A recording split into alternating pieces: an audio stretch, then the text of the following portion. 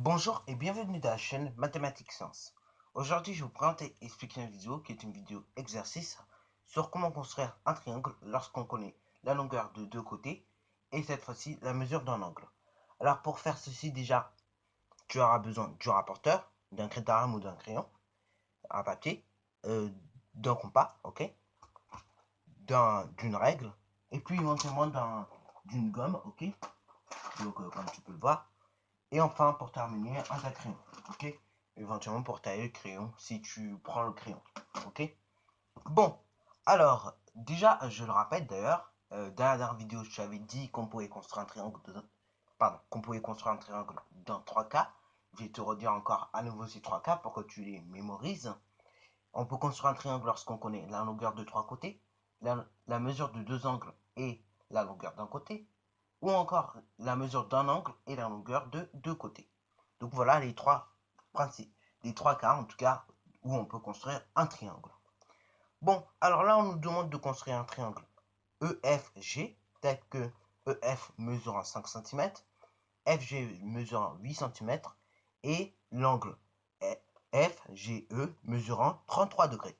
Alors déjà, quand tu es confronté à ce genre de choses qui s'appelle un texte d'ailleurs, donc à un texte de ce type-là, surtout, la seule chose que je peux te conseiller, c'est faire une figure à main levée. Alors je vais te remontrer d'ailleurs ce que j'ai fait dans la dernière vidéo, si tu n'as pas vu. Donc voilà, là, une figure à main levée, ça ressemble à ça, ok? C'est un dessin, ok, un schéma, où, où du coup, bah, on dessine la forme euh, de la figure que l'on va dessiner, ok? Puis on indique des noms, ok, des noms de chaque sommet, et donc on indique les mesures, donc les dimensions, si c'est des centimètres, des angles, etc. Donc là, on va faire la même chose pour cette construction-là. On va, cette fois-ci, parce que là, je t'ai donné un texte justement pour qu'on s'entraîne à faire des figures à main levée et pour justement qu'on ne soit pas perdu lorsqu'on a à faire une figure à main levée. Donc déjà, on va faire une figure à main levée.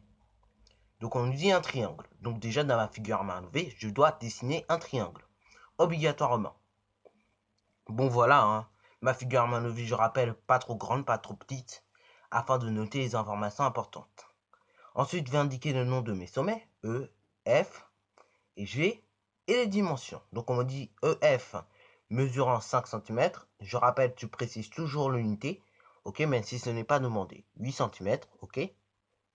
Et enfin, l'angle FGE, donc ce qui veut dire du coup le G qui est au milieu et le sommet de l'angle. Donc, du coup, on va faire ceci, voilà. Et bah du coup, pour indiquer que c'est un angle, et donc on va lui indiquer 33 degrés, qui est du coup sa dimension. Voilà. Bon, là on a mis les informations importantes sur notre figure à main levée. Maintenant, on va pouvoir construire notre triangle EFG, tel que EF mesurant 5 cm, FG mesurant 8 cm, et enfin l'angle FGE 33 degrés. Donc déjà, on va tracer le côté le plus long, ok, donc à savoir le côté pardon, FG, donc qui mesure du coup 8 cm. Voilà, donc je trace le côté le plus long, voilà, et donc ce côté il a un nom, et ben on va le nommer FG, comme ça nous est demandé dans l'exercice.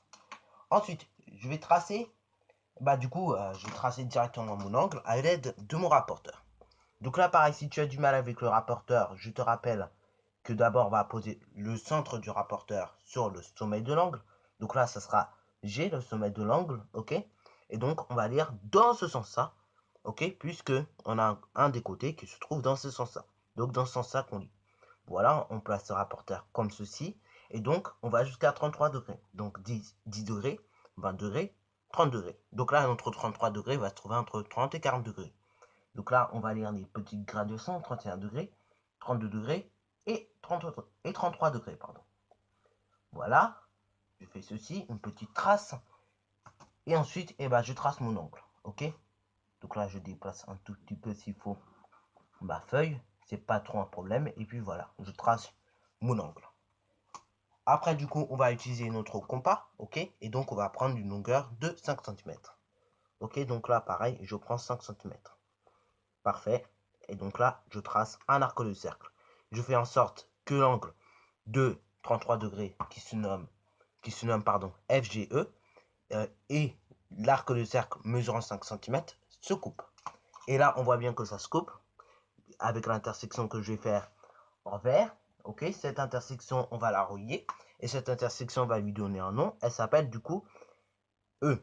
Ok, et donc je vais relier tout simplement le côté FE. Ok, puisqu'il ne reste plus que ça à relier. Voilà. Et surtout, une dernière chose à ne pas faire, c'est effacer les traces de construction. Et surtout, n'efface pas la figure à main levée. Ton professeur sera très content justement de voir une figure à main levée. Et là, il dira, ah ça c'est mon élève. Et donc, il sera vraiment très heureux de voir une figure à main levée. Ok, donc, surtout quand tu as fini la construction, n'efface pas la figure à main levée. Et n'efface pas le trait qui dépasse. C'est normal que tu aies un trait qui dépasse. C'est pas non plus la fin du monde. Donc, voilà, laisse le trait qui dépasse et laisse la figure à main levée. Ok, je, je sais qu'on aime être propre, mais c'est pas grave. Tu peux laisser la figure à main levée et la trace qui dépasse. Justement, c'est ça aussi faire de la géométrie, c'est laisser des traces de construction par moment. Bon, sur ce sujet, à la fin de cette vidéo. Alors, si tu as bien aimé, n'hésite pas à liker, à commenter et surtout, abonne-toi pour ne rien manquer de tes futures vidéos.